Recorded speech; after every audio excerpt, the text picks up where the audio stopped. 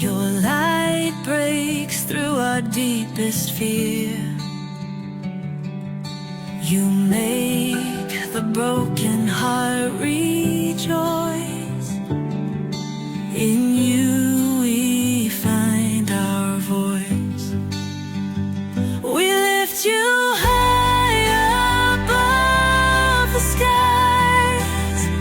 With every breath our praises rise.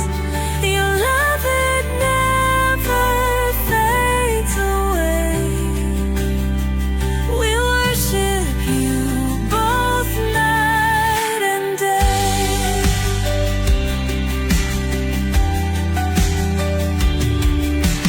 Chains are broken in your name. In you we are never the same. Your power flows like mighty streams, fulfilling all our dreams. We lift you high above the skies. With every breath our praises rise. Your love, it never fades away. We worship you both night and day.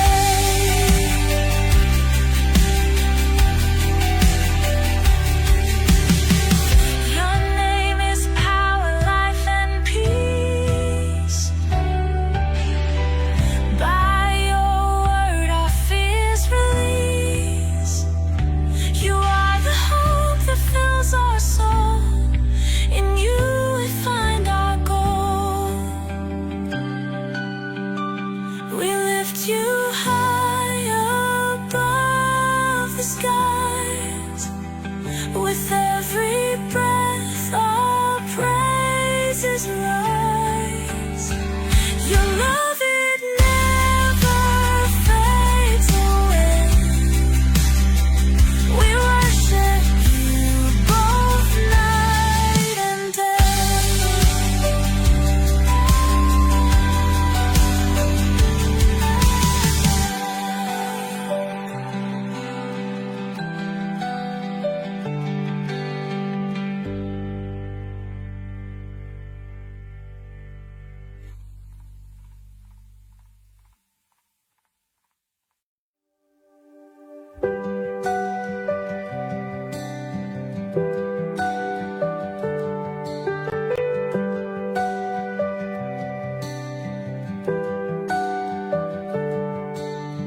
Darkness fades when you are near.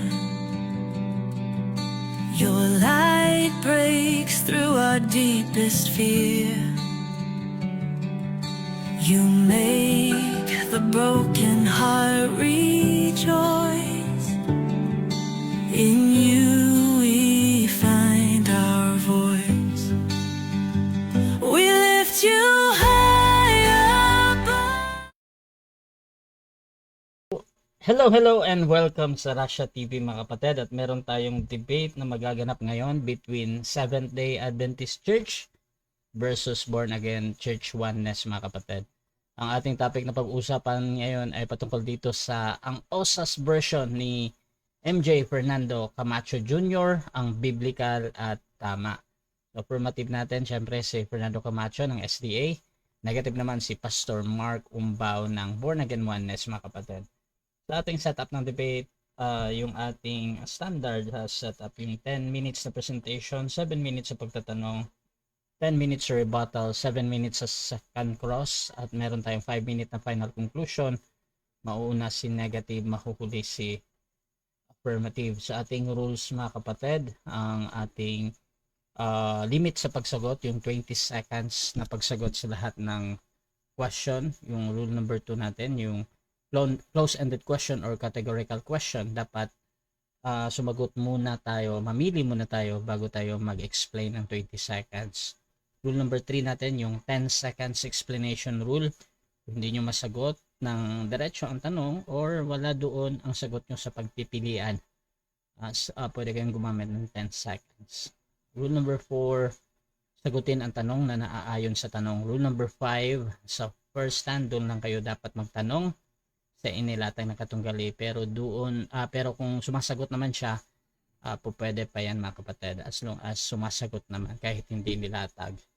At kung sinasabi niya na hindi ko pa nilatag yan, i-automatic next question ko yan, pero sa rebuttal doon na pwedeng itanong ang lahat. Rule number 6, 2 warning galing sa akin, may disiplina yan. Rule number 7, isang objection lang at isang clarification every question, at no objection during final conclusion. Rule number 8, yung no insult sa physical appearance, kasama doon yung mga pagmumura na alam natin kahit pas pwede ito sa inyong mga iglesia. Rule number 9, no challenge question. Rule number 10, pwede kayong magtanong ng sensitive question or personal question. Rule number 11, 7 minutes disconnection time limit. Rule number 12, bilang moderator, may kapangyarihan akong magtakda ng bagong rules na hindi nakasaad dito. Rule number 13, bilang moderator, ako'y nagsisilbing tagapangasiwa lamang ng debate na ito at hindi ako responsible sa anumang pananaw, paniniwala o pahayag ng mga debater. Mga sagot at opinyon ay pananagutan ng mismong nagsasalita. Hindi rin ako mananagot sa anumang hindi pagkakaunawaan, pagkasira ng relasyon o iba pang epekto dulot ng debate na ito. By the way mga kapatid, ako nga pala si Rasha Vista. Ako po isang Catholic at ilang taon na din ako nagmo-moderate online mga kapatid. At ako po yung tatayong moderator, streamer, timer sa debate na ito. So sumasang-ayon ba ang ating affirmative sa lahat ng nabanggit? Yes, Your Honor. Sumasang-ayon po sa lahat ng inyo pong nabanggit. At sumasang-ayon din ba ang ating negative? Yes po, Mr. Moderator. Sangayon po. Okay, so yun yung ating kumpirmasyon mga kapatid. So before natin start ang ating debate, syempre gusto ko muna kayong magpakilala sa ating audience sa mga hindi nakakakilala. Syempre, konting kwento kung paano ba nagsimula ang pag-uusap na ito. So unahin natin ang ating affirmative. Pakilala ka kapatid. Opo, ang inyo pong maliit na lingkod kay Kristo, Master God Fernando B. Camacho Jr., isa pong maliit na kaanib ng Seventh-day Adventist Church. Nabuo po ang usaping ito dahil po sa pangmagkaibigang lambingan. Ganyan lang naman kaming mga apologist. At ngayon magaganap ang aming sport boxing, dito lamang po yan sa ring. At syempre, iginagalang natin ang ating magiging kausap ngayon, si Pastor Mark Umbaw, at siyempre ang ating pong moderator sa lahat ng kanyang magiging pasya. At magandang gabi sa ating pong mga nasa comment section, kapatid na Rasya. Siyempre, yung ating tututol naman at paano niya tinanggap ang paksang ito. Pakilala ka kapatid.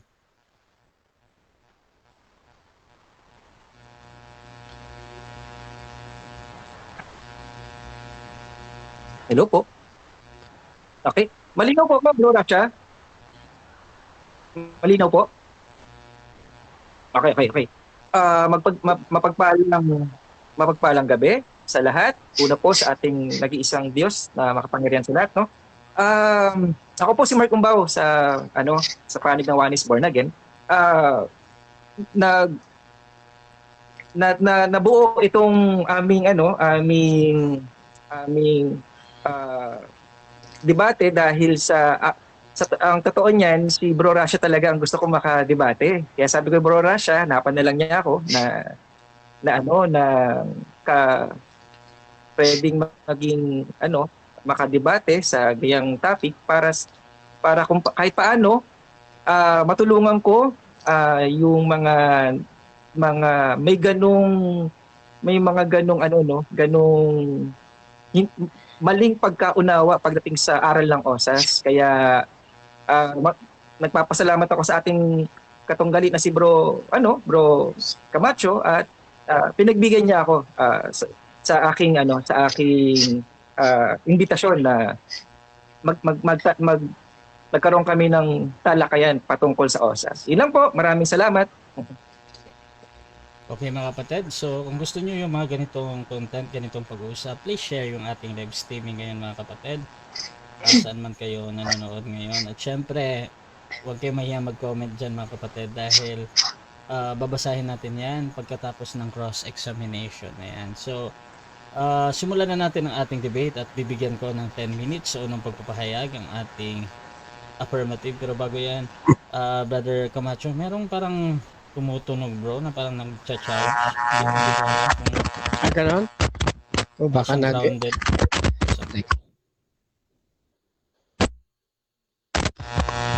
Hello, ito okay na ba? Meron, grounded siya. Grounded ano? Ganon. Ano kaya? Patay tayo dyan. Wala akong ibang Yan. Yan na lang. Yan. Okay na yan. Okay. Okay. So 10 minutes bro, your time starts now. Okay, isa pong mapagpalang gabi sa inyong lahat, mga kapatid at mga kaibigan. Ito naman po ay mag-uusap ang dalawang magkaibigang maglalambingan ngayon sa entablado ng kapatid na Russia. No? Dito po sa paksang ang OSAS version ni Master Guide Fernando B. Camacho Jr., ang biblical at tama. Ano po? Yan. Bago ako tuluyang pumalaot mga kaibigan, mga kapatid, ay nais ko munang maunawaan po ninyo na ang paksa po na ito ay isa ko lamang personal na bersyon. Ito po ay mula pa noong ikasyam na taon na po ang nagdaan. At ito'y muling nabuksan doon sa programang Ayon sa Kasulatan. Samantalang kami ay nasa studio sa panel discussion. Bilang disclaimer, ngayong 2026, gusto ko maunawaan po ninyo, ang kabuuang iglesia po ng Seventh-day Adventist Church ay wala pong kinalaman sa aking personal na bersyon. Ang OSAS version po ng inyong malit na lingkod ay ibang-iba po sa OSAS ng Baptist. Ibang-iba ito sa sinumang kapareho ng paniniwala ng OSAS Baptist. Katulad halimbawa ng kay Pastor Mark Umbaw. Kaya ako po ay buong pusong naniniwala na ang OSAS version ko na ititindig ngayon ang siyang biblical at ito ang tama kung ito ay ikukumpara sa lahat ng aking mga nabanggit na may mga OSAS doctrine din. Yan. Ngayon, ako po ay tuluyan ng papalaot. Meron po akong inihandang 4 na poste. 4 na haligi. Alin-alin po ito? Yan. Ito po ang 4 na poste na akin pong ititindig ngayon. Una, ang biblical at tamang OSAS ay ang kupo lamang para doon sa mga nananatili sa pananampalataya. Take note ha? Sa mga nananatili sa pananampalataya hanggang unang poste sa huling hininga ng kanyang buhay. Pangalawang poste, nananatili sa pananampalataya hanggang sila'y kunin ng Diyos sa kanyang presensya. Ikatlong poste, nananatili ang isang mananampalataya hanggang sa dumating ang second coming. Pang-4, nananatili sa pananampalataya ang isang tao hanggang sa siya mapasama sa loob ng tinatawag na close of probation o pagsasara ng pinto ng awa. Talakayin natin ang unang bahagi o unang poste. Siyempre, bilang negative po, dapat ay matutulan po niya lahat ng aking ipupundar ngayon dahil ang paksa, yung OSAS version ko, ang biblical at tama. Sa debate pong ito ngayong gabi, nais ko pong itanim sa inyo pong mga isipan ng magiging laban po ng inyong malit na lingkod kontra sa negative, ay wala pong katalo-talo. Sapagkat kailanman sa kabuuan ng aking magiging latag ngayon mula unang poste hanggang sa ika-4 na poste, naniniwala akong hindi ito kayang tutulan, hindi ito kayang gibain ng negative side.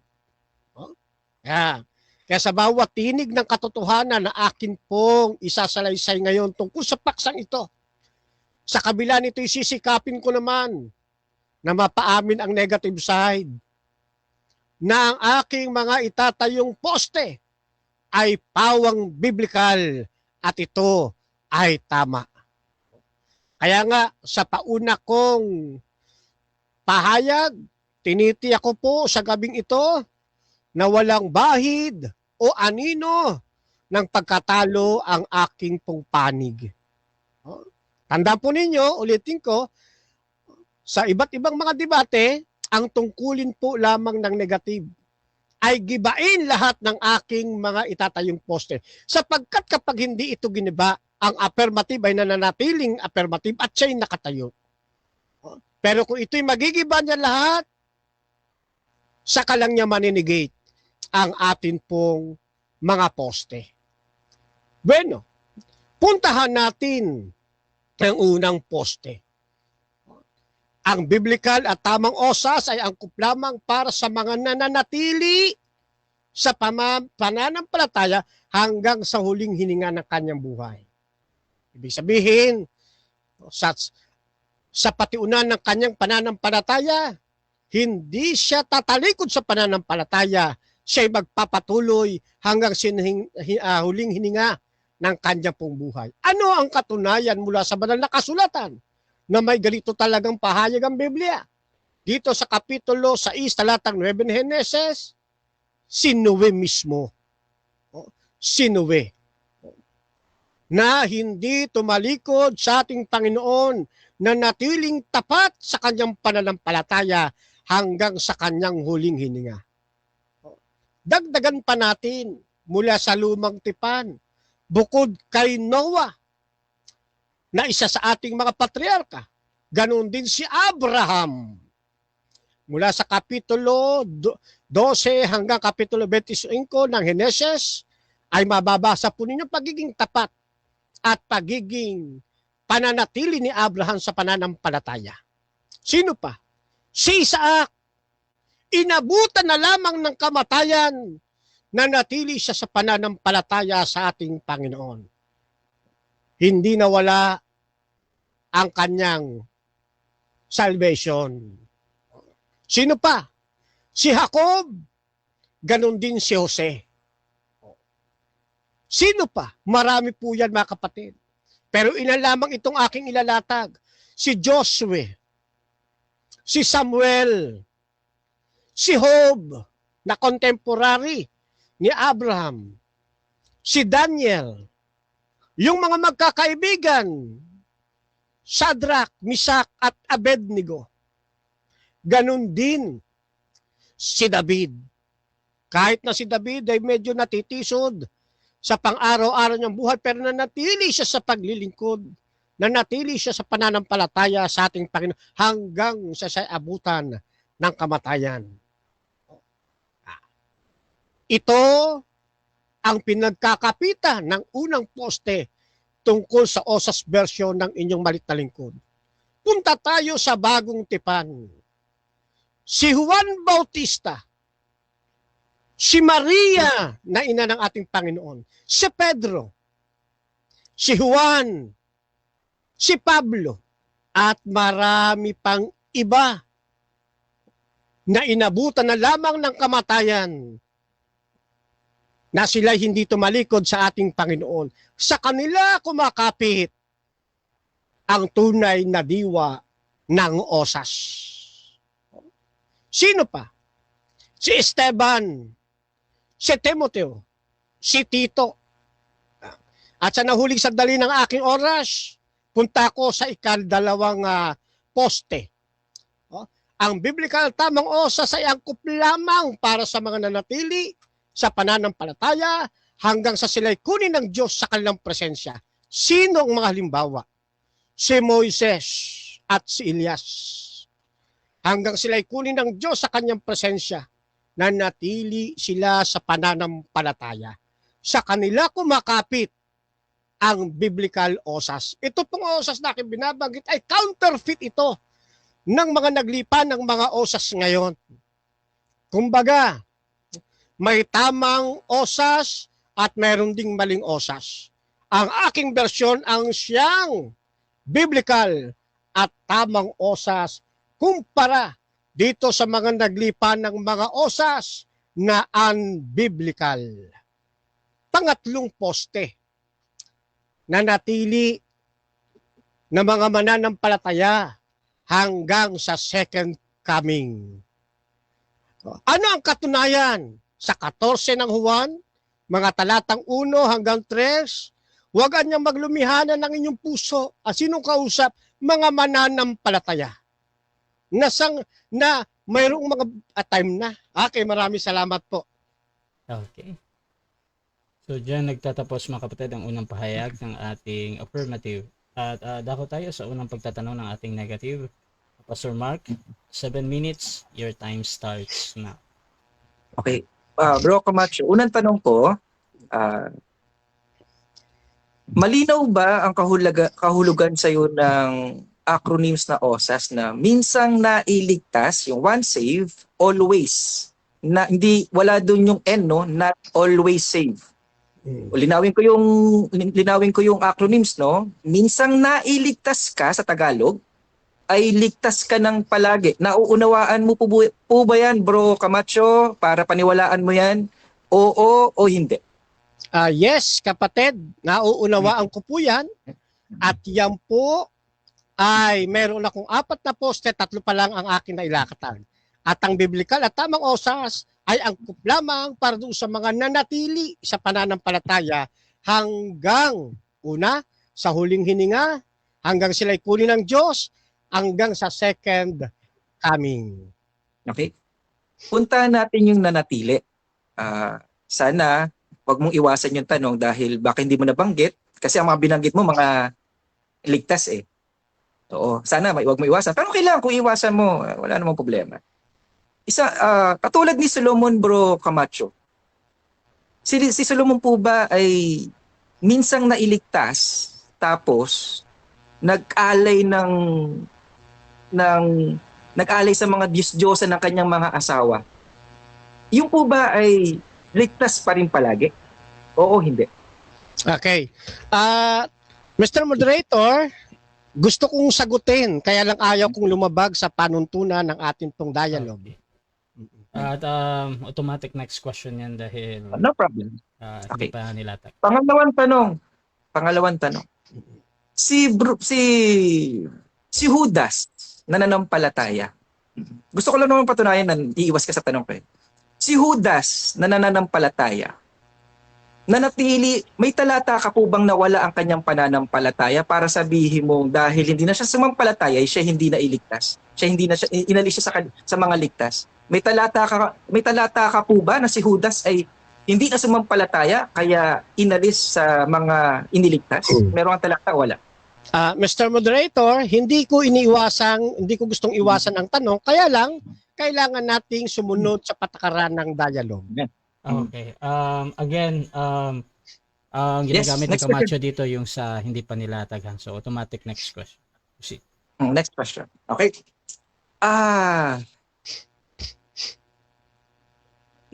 Sunod na tanong, Bro Camacho. Sunod na tanong.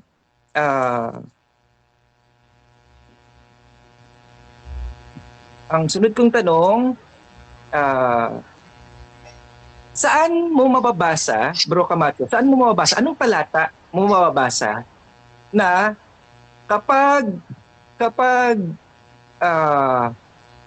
ikaw ay nailigtas, ay pababayaan ka ng Diyos na mawala ang iyong pananampalataya? Saan mo mababasa yan, bro? Na kapag ikaw iniligtas ng Diyos, hahayaan ka na pabayaan ka sa pananampalataya mong maaaring mawala or hindi mawala. Saan mo talata yan? Anong binabasihan mo talata? Para mangyari yung... Okay. Isa na po riyan, ito pong aklat ng Juan 15, Kapitulo 1 hanggang 5, na ang sino mang hindi mananatili kay Kristo, dahil meron kang free will, pag hindi ka nanatili, ikaw po ay tatanggalin at susunugin sa apoy. Mawawala po ang iyong salvation. Kaya, ang kup lamang, ang osas doon sa mga nanatili. Niliwanag ko po yan, doon sa mga nanatili sa pananampalataya hanggang sa abutan ng kamatayan o anuman. Next Okay. question. Saan pong talata yung pananatili ay nakadepende sa kapasidad ng isang tao, sa kakayahan ng isang tao, sa will ng tao? Saang talata na yung pananatili ay nakadepende? Bro, linawin ko yung tanong, baka hindi maging malinaw. Saang talata mo mababasa, Bro Camacho, na yung pagpapanatili ng ating pananampalataya ay nakadepende sa ating kakayahan, sa ating pagtitiis, sa ating galing, sa ating kapasidad? Saang talata mo mababasa yan na nakadepende sa'yo mo mapaiingatan ng iyong pananampalataya? Wala po, Papapanatili. walang talatang gano'n kasi wala rin kami paniniwalang gano'n.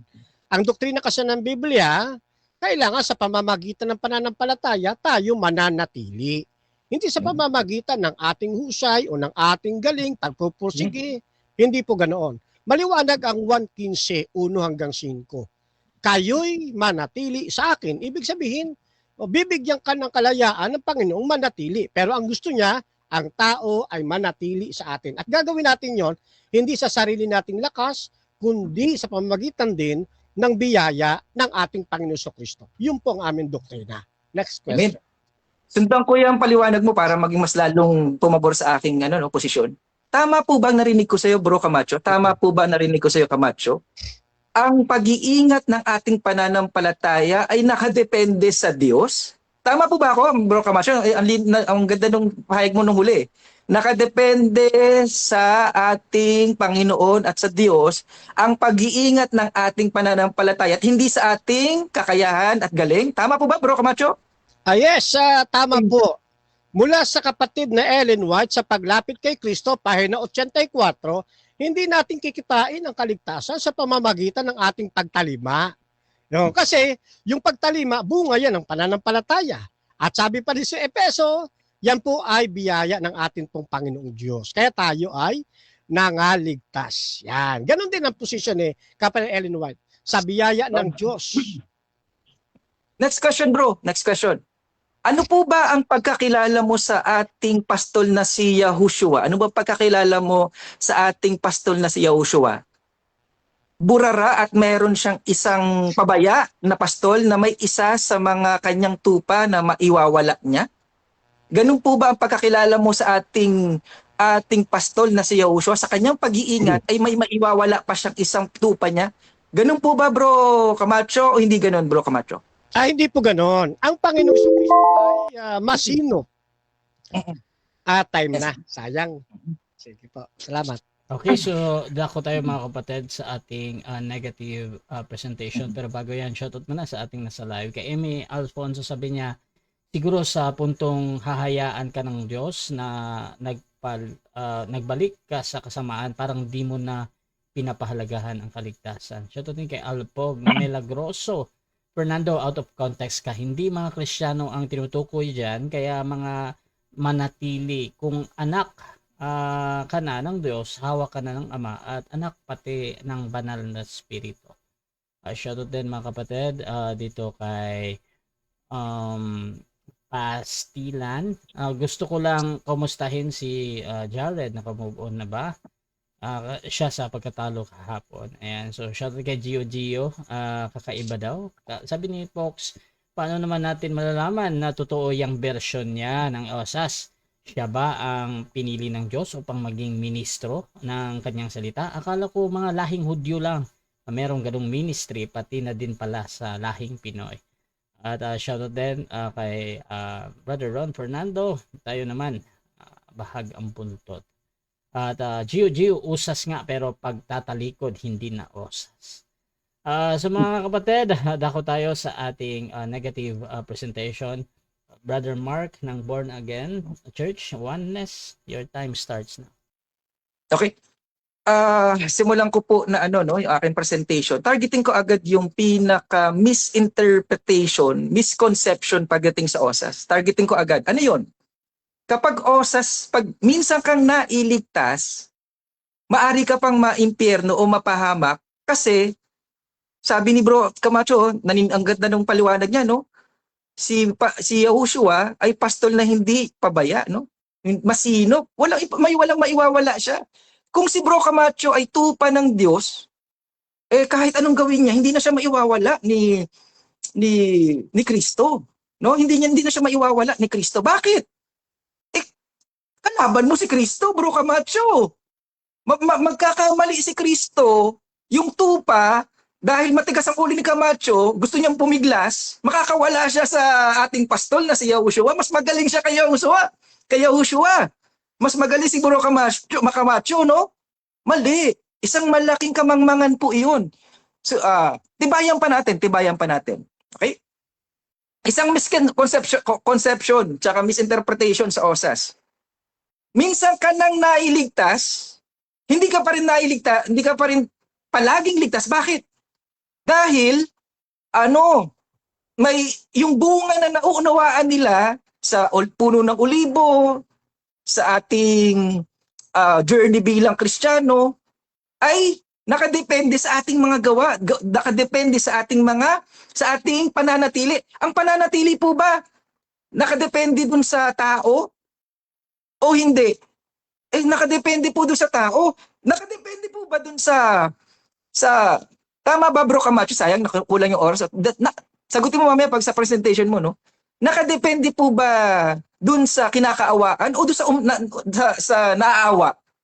Nakadepende ba sa Diyos ang kaligtasan na naaawa o dun sa kinakaawaan? Bigyan tayo example, Bro Camacho, ha? Tandaan po natin, ano ba pahig ni Bro Camacho? Manatili sa pananampalataya? Maraming naligtas sa walang pananampalataya, Bro Camacho. Aray ko po. Maraming naligtas hindi nananampalataya. Gaya ng sanggol, may diferensya sa pag-iisip. Ha? Mga hindi nakarinig ng depende sa marami. Hindi, alam mo, umasa tayo sa awat habag.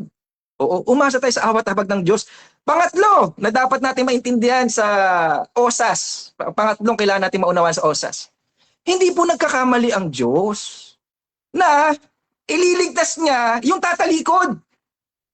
Una sa aral ng OSAS to, hindi alam ng ang Diyos, hindi po napapaloob sa time, space, and matter. Hindi po siya napapaloob sa time, space, and matter para sulat bura. Diba?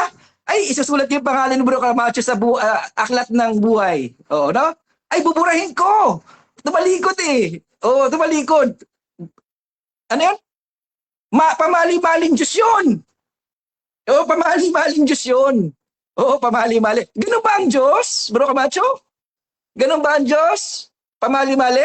Well, hindi po. Iniinsulto po natin yung Diyos pag ganyan. Iniinsulto. Tandaan po natin, yung mga tatalikod hindi magpapatuloy, yung mga hindi magpapatuloy, para sa OSAS, kung yan ay talagang katulad ni Judas, di ba? Talagang hanggang sa kinamatayan na, hanggang sa second coming, etc. Maaring hindi talaga sila nailigtas. Pero wala ako sa kapasidad para ihusgahan yung mga taong yan. Kasi, maari rin naman, iligtas ng Diyos yan dahil ang kaligtasan, Bro Camacho, hindi po dun sa gawa mo. Hindi po dun sa pananampalataya. Hindi po dun sa pagtitiis mo. Kung kinaawaan ka ng Diyos, kahit kanino pwede niyang ibigay ang awa. Sabi ng Panginoon, no? Kaawaan ko, nasa Romans, nasa Romans 9 yan, hindi ako magkamali, no? Oo. Ang kaawaan ko, nasa Romans 11, 15 to 16 and 20, yung mercy of, yung kaawa ng Diyos. Tama ba, Bro Camacho? May naligtas na walang pananampalataya? Oh, punta tayo kay Solomon at kay Judas, no? Punta tayo kay Solomon and Judas. Kung naniniwala si Bro Camacho, si Solomon ay naligtas, bagamat siya ay natisod sa mga asawa niya, nag-alay sila ng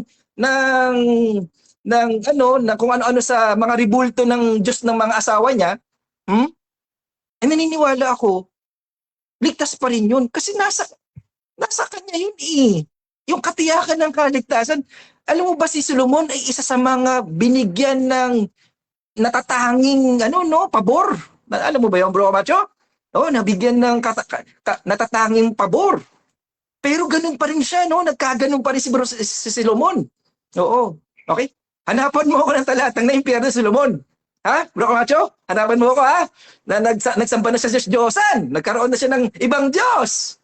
Hindi ba yan ang nakakamatay na kasalanan, Bro Camacho?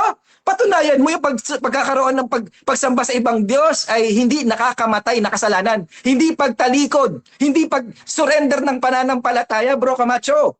Hanapan mo ako ng talata na yung pagkaroon ng pagsamba sa ibang Diyos-Diyosan hindi yan nakasalanang nakakamatay. Oo, di ba?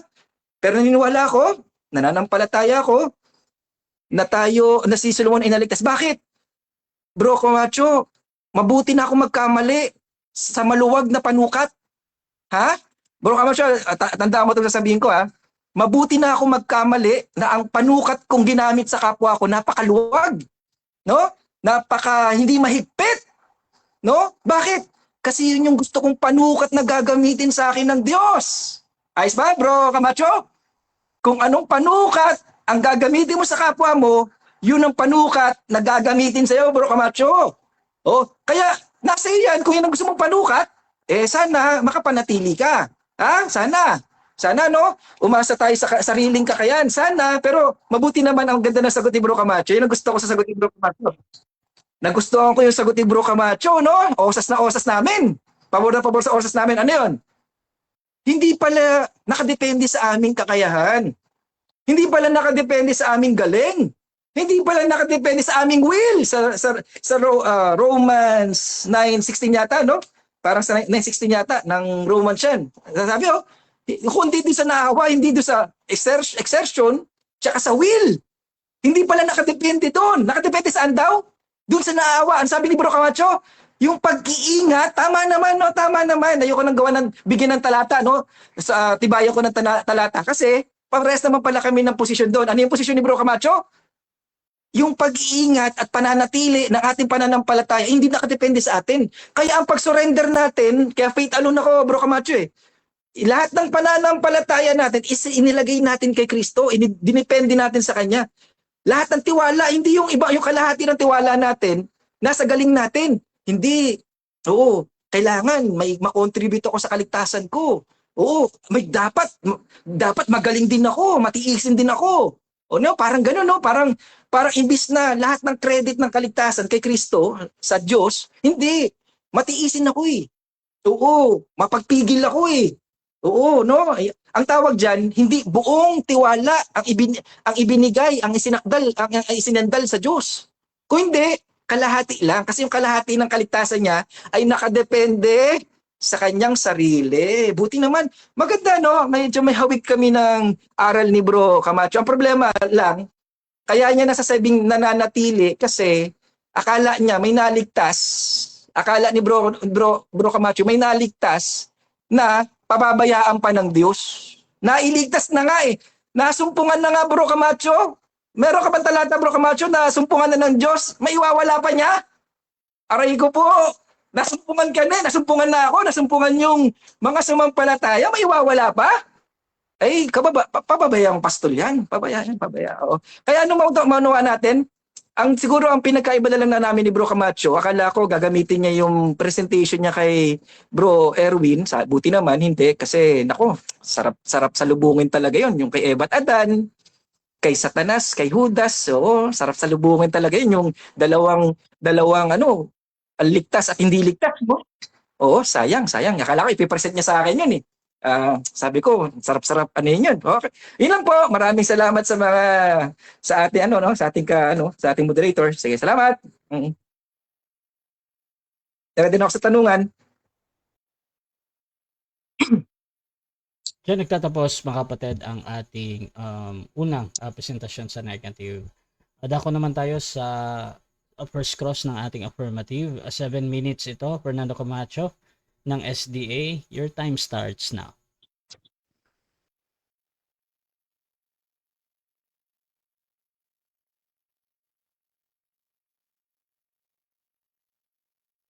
Okay, thank you sa paalala. Okay, thank you sa presentation na Pastor. So ang akin pong unang tanong ay kapag ang isang tao ba ay sumampalataya sa ating Panginoon at hindi siya bumitaw hanggang sa kanyang huling hininga, huling hininga, tama ba na ikapit dito ang osas? Yes or no? Ay, amen na amen. Oo, dapat talagang ikapit. Kasi yung paghawak nung tao sa Diyos, posibleng makabitaw. Pero yung Diyos, pag kinapitan ka ng Diyos, mas magaling ka pa sa Diyos para makabitaw ka sa Kanya. Pag kinapitan ka ng Diyos at marami pong iniligtas ang Diyos na hindi nanampalataya, hindi nakagawa ng mabuti. Okay.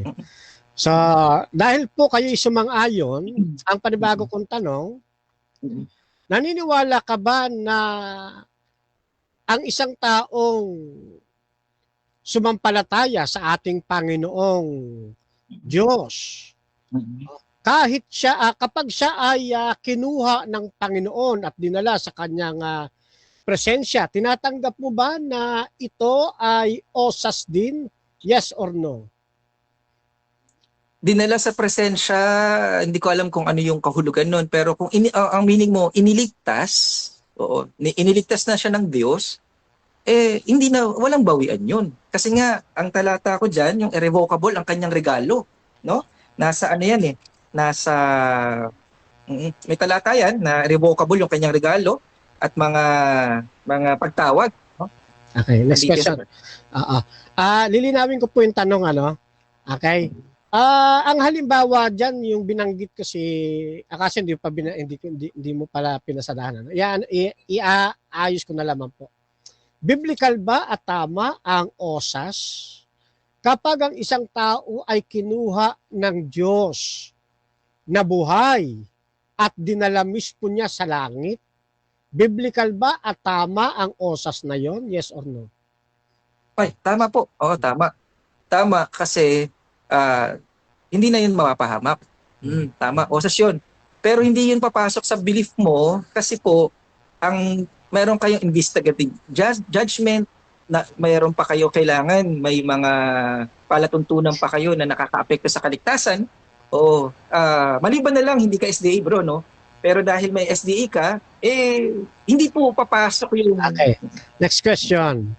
Kung ang isang tao ay sumampalataya sa ating Panginoon at siya'y datnan na buhay sa second coming, tama ba at biblical ang osas ay angkop sa kanya?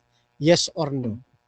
Yes, tama-tama po yun. Kasi ganun po ang pag-iingat ng ating Diyos, no? Hanggang sa kamatayan, hanggang sa second coming, ingatan yung pananampalataya, hindi sa sarili nating gawa. Ang problema kasi SDA ka, bro. Bro Camacho, SDA ka. Ano ba SDA? Ang laking ng bahagi ng gawa nyo para makompromise yung kaligtasan. Alisin yung kaligtasan dahil ang SDA po, Bro Camacho, ay malaking bahagi ng kaligtasan nila ay naapektuhan ang kaligtasan ng isang tao. Di ba? Tama ba ako? Okay. So, sundan naman kita dyan sa iyo pong isinasagot bago ko itong sunod kong tanong. Saan po sa doktrina ng Seventh-day Adventist na para ang tao ay maligtas, kailangan mong sumunod sa 10 utos? Saan po? Pwede po bang pakibasa kung meron? Okay. Hindi lang po, wala akong alam, no, na hindi ako nagbabasa ng fundamental beliefs nyo. Pero yung isinasagawa nyo at ipinapangaral nyo, kapag hindi ka nagsabat, kumain ka ng baboy, kapag ikay nagkakasala pa, kapag ikaw ay naabutan sa kasalanan, kapag hindi ka nagsisi, tanggal ang kaligtasan. Tama ba ako, Bro Camacho? Huwag po tayong magpanggap, no? Tapat maging tapat Okay. po tayo. Next question po. Sige po. Oo. So, tinatanggap mo ba na kapag ang isang tao ay sumampalataya sa ating Panginoon, ang magiging reflektor o magiging bunga o magiging resulta ng kanyang pagkamamamayan dito sa mundo ay pagiging matalimahin sa Diyos? Tinatanggap mo ba yon? Yes or no? Yes na yes, no? Kapag tayo ay bayan ng Diyos, kapag tayo tupa ng Diyos, kapag tayo nailigtas ng Diyos, yung mabuting gawa, pagsunod sa kautusan, pagtulong sa kapwa, pagmamalasakit sa kapwa, ay bunga ng kaligtasan. Ang problema kala sa mga SDA kasi ang problema, ligtas ka na, pero ano pa yan? Pwede pang mawala yan. Bakit pwede mawala? Kasi pwede ka matisod Para bang pabayaan Diyos sa kanila? Pwede. Di ba? May possibility pa. May possibility. Okay. Oo. So, next question naman. Oo. Okay. Saan, papaano maliligtas ang isang tao? Sa pamamagitan ba ng gawa o sa pamamagitan ng pananampalataya ayon sa Juan 3:16? Sa pamamagitan ng ng pananampalataya lamang. Pag nanampalataya tayo, susunod ng kaligtasan, ang bunga ng kaligtasan ay mabuting gawa. Tandaan po natin, hindi faith plus work plus salvation. Kasi yung work, laging kapos, hindi ka na makakaabot sa kaligtasan. Faith, tapos sila Abraham, faith plus work yun Oo, nanampalataya, gumawa ng kabutihan yun, pero namatay pa rin si Kristo. Di ba? Kapos talaga yun. Kaya, ang kaligtasan... Okay. Next question. Ang sagot po rin nyo sa pananampalataya, no? Kanina po ay sinabi ninyo na ang salvation o yung kaligtasan ay hindi sa gawa at hindi rin sa pananampalataya. Verbatim ko pong narinig yun at isinulat ko po. Ngayon, nung tinanong ko kayo, sabi mo sa pananampalataya. Sa dalawang magkakontra yung sagot, ay, thank you, salamat. Okay, so dyan nagtatapos mga kapatid ang first cross ng ating affirmative. Dako tayo mga kapatid sa ating rebuttal. Pero bago yan, shoutout muna kay Gio once believe na naman. Always save. Ayan, so once save, sabi niya. August Magnus, magulang si Mark. Binabaliktad ang taga-tanong, ginagawa niyang taga-sagot ng tanong. Shoutout din kay Sister Nena Despidiones. Pag hindi ba, nag-ikapo, ligtas pa rin. Yeah. Shoutout din kay Amy Alfonso. Bro Ron, same ba kayo ng Stanley Bro Mark? Umbaw, di nawawala. At shoutout din mga kapatid. Dito kay Pastilan. Sa mga RCC, please sabihin ninyo si Jared na uminom. Okay. Shoutout din mga kapatid dito kay Alpug. Sabi niya kaya ang mga osas ay para lang sa mga tunay na Kristiyano. Hindi lahat ng kumikinang ay ginto, pero ang tunay na ginto kumikinang. Kaya kapag hindi tunay, walang mawawala. Shoutout din mga kapatid. Dito kay Samson Rosin, natagpuan na daw niya ang langit kaya hindi na mawawala. Pero sabi ng Biblia, ang sangang napuputol ay matutuyo. Ay nako, shoutout din mga kapatid. Dito kay Gio at kay Sister Nena Despediones nang gigigil si Mark. Ayan. So mga kapatid, dako tayo sa ating rebuttal. Fernando Camacho ng SDA, your time starts now. Okay, so maraming salamat po at pagkakataon na natin para maituwid muli si Pastor Mark Umbaw sa kanyang misinterpretation sa panig ng Seventh-day Adventist. Ano ho? Yan. Ngayon, una, gusto kong sagasaan niya po ito. Sabi niya misconception. Ano po? Actually, siya ang mayroong maling unawa po rito. Okay? Sabi niya rito, kung ikaw ay di mananatili o ikaw, so may kinalaman po ito sa pananatili kay Kristo. Kasi nga, yun ang ating topic. Okay? Yun ang ating haligi. Na ang sino mang mananatili kay Kristo, sa kanya kakapit ang osas. Kasi kung hindi ka mananatili, hindi kakapit sa yung osas. Ano ang katunayan po niyan? Yan. Ito yung hindi niya na-negate. Hinihintay ko, in-negate niya po ito. John 15, 1-5. Kayo'y manatili sa akin. Kung ang isang tao'y walang kakayanan na manatili pagkatapos ng sumampalataya at lahat na lang pag siya sumampalataya, wala na siyang magagawa kahit siya ay umalis. Hindi na sana sasabihin ang 15:4 ng Juan. Bakit sinasabi ni Apostol Juan? Bakit sinasabi dito sa 1:15, kayo'y manatili sa akin? Bakit sinasabi ng Panginoon Jesucristo yan?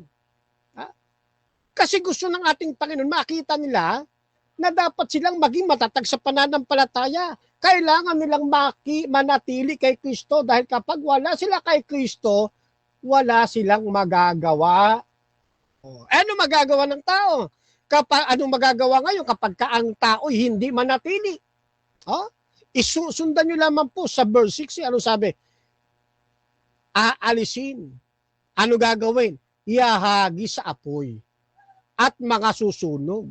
Osas ba yan na kahit ayaw mo na kay Kristo, ligtas ka pa rin? Hindi na osas yan. Ihahagi sa apoy Masusunog ka, paano naging osas yan? Kaya nga ang tamang unawa ng osas, itong aking pinipresent. Mali yung kay Pastor Umbaw. Paano naging osas yan, no? Ito na kay Kristo na po yan, ha? Kaya sabi ni Kristo, manatili sa akin. Bakit? Kasi nasa kanya na Kailangan mo manatili kasi pag hindi ka manatili, ihahagis ka sa apoy. Paano Kaya sabi ko nga itong aking counterfeit ito ng unbiblical osas. Parang ang sa Diyos na pangilin ng pagsamba, Sabat. Sa iba naman, Sunday. Counterfeit yan May Trinity. Sa iba naman na oneness, walang Trinity. Counterfeit yan. May biblical osas, meron namang false osas. Yung akin, biblical at tama. Ngayon kay pastor, unbiblical yun. Ihagis ka sa apoy, pwede ba naman yun? Ligtas ka. Yan po yan mga kapatid. Ano pa? Ito, sisitas naman ako sa Biblia. Sa talata pa ng Biblia. Unang Juan 5:11. Ito ang patotoo na tayo binigyan ng Diyos ng buhay na wala hanggan. May salvation na, ibinigay na. At ang buhay na ito ay nasa kanyang anak. Kasi sumasampalataya ka Ang kinaroroonan ng anak, kinaroroonan ng buhay. Ang hindi kinaroroonan ng anak, hindi kinaroroonan ng buhay. Alin bang buhay ang pinag-uusapan dyan? Di ba eternal life yan? Kung aalisin mo si Kristo sa iyong buhay, aayaw ka na. Kasi mas naniwala ka doon sa nanggoyo sa'yo. Mas naniwala ka kay Pastor Mark kasi osas din siya. Mawawala po yun. Kasi ibang Kristo yung kay Pastor Mark Ibang Kristo yun Pero ang Kristo ng Biblia, kapag yan ay inayawan mo, inalis mo sa iyong buhay, ang sabi ng unang 1:5-12, ang hindi kinaroroonan ng anak, hindi rin kinaroroonan ng buhay. Ang mga bagay na ito, isinulat ka sa inyo upang malaman ninyo na kayo'y mayroong buhay na walang hanggan sa makatwid sa inyong pananampalataya sa pangalan ng anak ng Diyos. Nakita na niyo? Kaya sabi ni Kristo, manatili kayo. Kasi pag hindi ka mananatili, itatapon ka sa apoy. Yung kinaroroonan kasi ni Kristo, kinaroroonan ng buhay. Ayaw mo na si Kristo sa iyong buhay. Sa apoy ang punta mo. Mali ang osas ng negative side. Yan po yan So next, ano pa? Okay. Kanina itinanong ko yung aking yung aking tatlong poste. Nakakatuwa naman kasi hindi niya ito tinutulan. Sabi ko sa inyo, mapapaamin ko ngayong gabi. Di ba? na ang isang taong nanatili sa pananampalataya hanggang sa last breath, hanggang sa huling hininga ng kanyang buhay. Kapit sa kanya ang osas. Tutol ba siya? Hindi. Naitibag ba tayo? Hindi po. Nanatili tayo nakatayo. Siya pa ang nagiba natin. Ang ginawa po niya, nagtayo eh. Yan ang sinasabi ko sa inyo kanina. Ang tungkulin niya gibain. Hindi niya tungkuling magiba dahil hindi niya tungkuling magtayo dahil hindi naman siyang affirmative. Ang tungkulin niya gibain ng aking poste, wala siyang giniba. Pangalawa, tinanong ko, kapag kinuha ba ng Diyos ang tao na buhay katulad ni Moises at ni Elias, kapit ba sa kanya yung osas? Oo daw. Kita na ninyo, sabi ko mapapaamin ko talaga eh. Pangatlong poste natin, hanggang sa second coming, yes din. Amen nga eh. Walang nagiba po sa ating poste. Wala po nagiba. Ano ibig sabihin? Nabigo. Bigo ang negative side.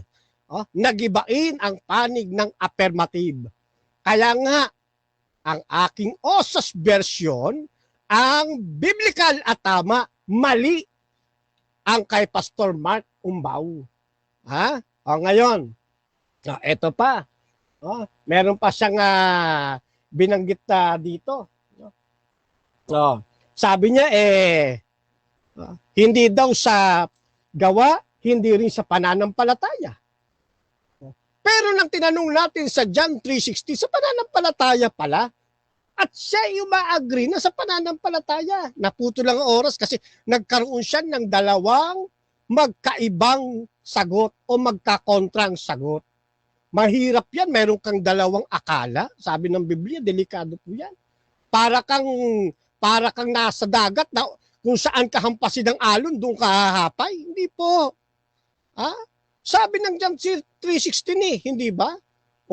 Balik nga natin yung talata. Ayan ang sino mang sa kanya ay sumampalataya ay huwag mapahamak kundi magkaroon ng buhay na walang hanggan.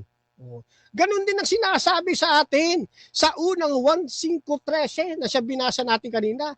Ang bagay na ito isinulat ko sa inyo upang inyong malaman na kayo mayroong buhay na walang hanggan sa makatuwid ay sa inyong pananampalataya.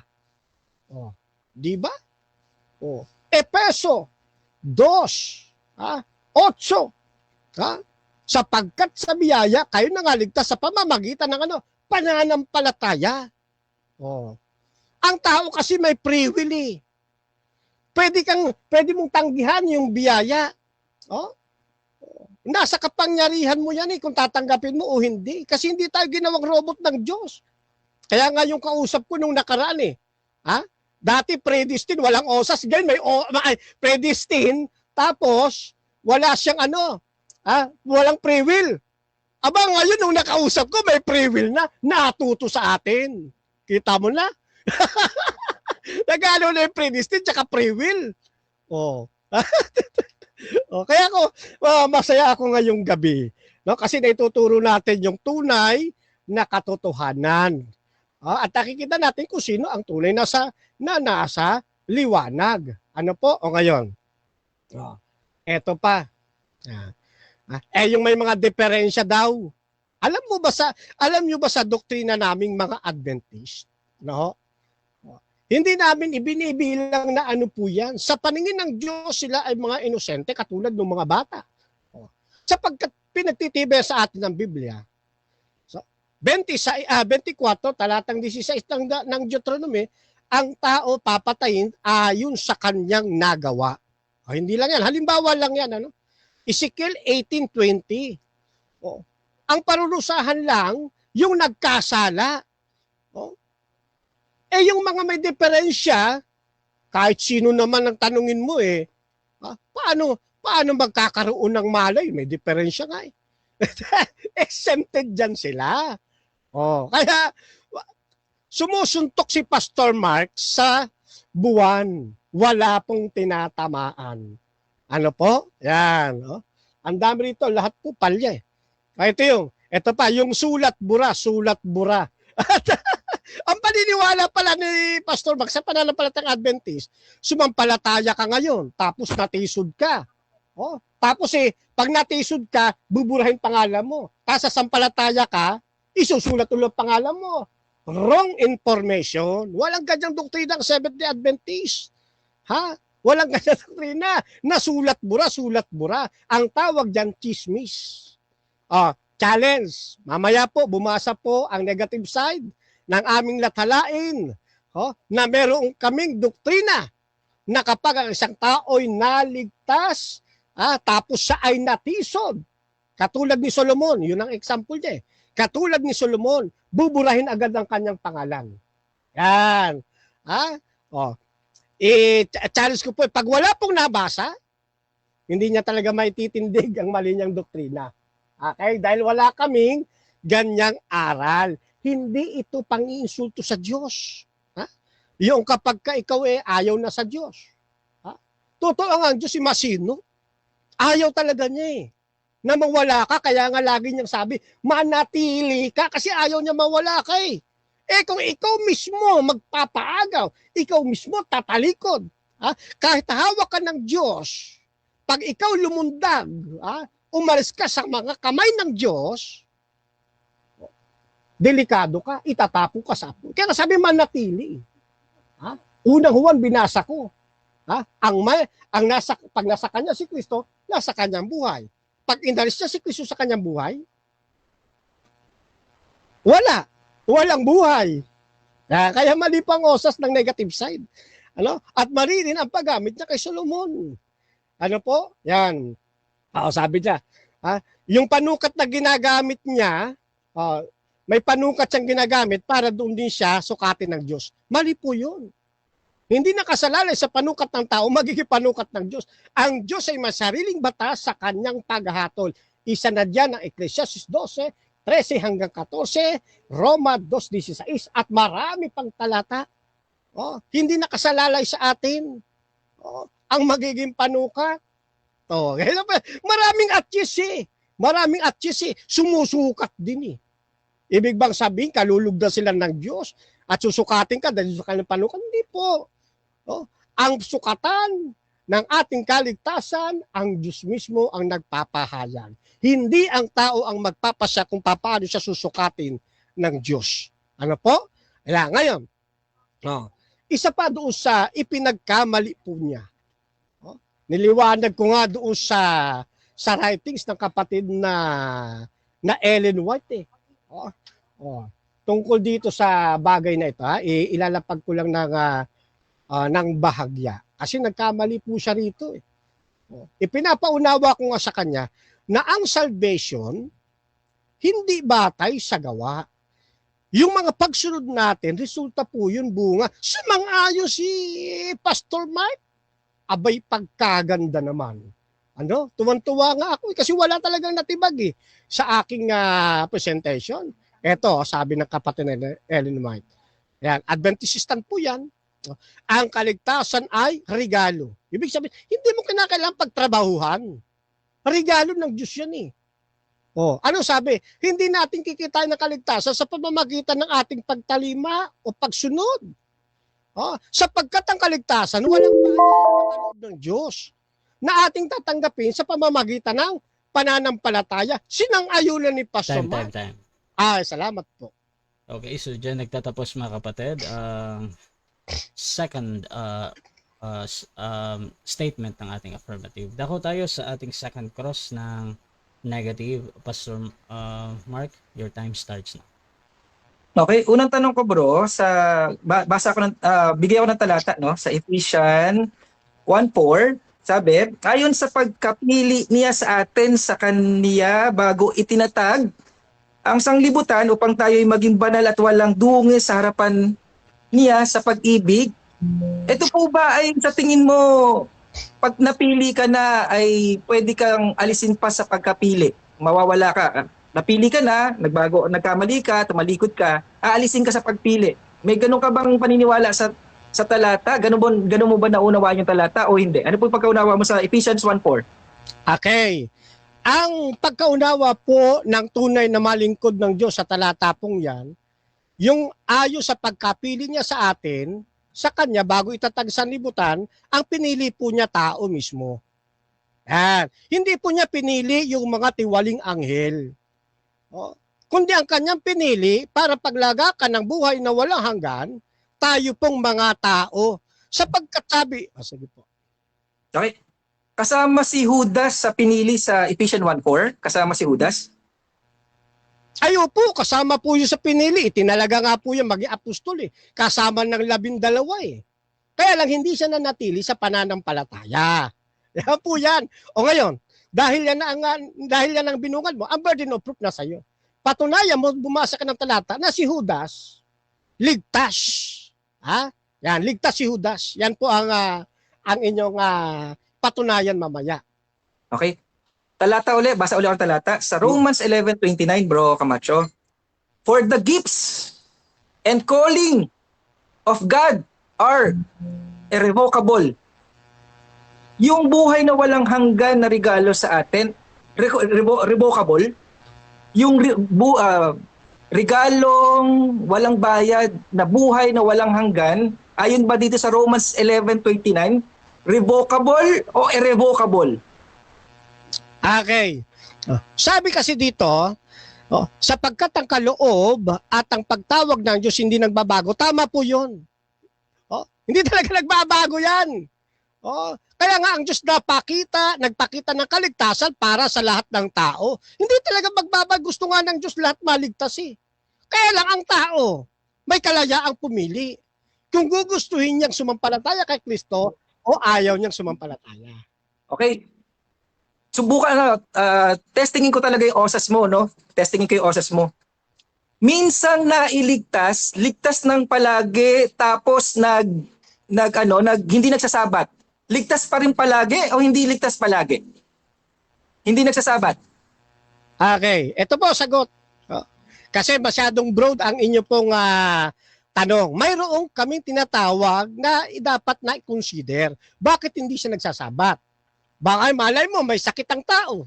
Hindi na kaya pumunta ng kapilya. Kino-consider yun. Pero kung isang tao tumalikod kay Kristo, yumakap sa pananampalataya ng atheist. Tinatanaw namin yun, mga kapatid, na mali na yun. Pero papaalalahanan siya, kailangan niyang magbalik loob kay Kristo. Next question. Minsang nailigtas, ligtas ng palagi, kumakain ng baboy. Ligtas pa rin bang palagi? Sagot po, kung talagang sinasadya niya kumakain ng baboy, siya po ay hihikayating talikdan na ang kanyang pagkain ng baboy. Kung siya ngayon ay ligtas o hindi, ang Diyos po ang nakakaalam. Pero kung sa kabila ng kanyang pagkain ng baboy, inalis niya sa kanyang buhay si Kristo, hindi siya nanatili kay Kristo. John 15, ang Biblia ang hahatol. Okay. Itatapon sa apoy. Next question. Sabi mo kanina, nagkakaroon ako ng self-refuting na pahayag. Walang pananampalataya, niligtas, kailangan ng pananampalataya para maligtas. Igagamitin ko sa tanong, yung sanggol po ba nanampalataya para siya ay maligtas? Oo o hindi? Hindi po, sinagot ko na nga kanina yan eh. Sila po ay exempted. Kasi sabi ng Biblia, 28 ng Mateo, inyong aralan sila. Paano mo aralan ang sanggol? Ang sabi doon sa 2 talata na binasa ko, yung kasalanan ng ama, hindi yung sisingilin sa anak. At yung kasalanan ng anak, hindi sisingilin sa magulang. May kanya-kanya tayong. Next question, si Lazarus, sumampalataya ba kaya iniligtas ng Diyos? O hindi, wala mababasa sa talatang sumampalataya kaya iniligtas ng Diyos? Alin sa dalawa sa categorical? Bagamat wala kang mababasa na sumampalataya ng verbatim si Lazaro, pero maliwanag, siya po ay kaibigan. Meron silang malapit na relasyon. At sa kalapitan ng relasyon na yun, naniniwala kami, may pananampalataya si Lazaro sa kanyang kaibigan, si Kristo. Meron silang close relationship. Yan. Kita mo, di ka? Okay. Puntahan ko yung, kapag ayaw mo kay Kristo, iiwan ka na ni Kristo.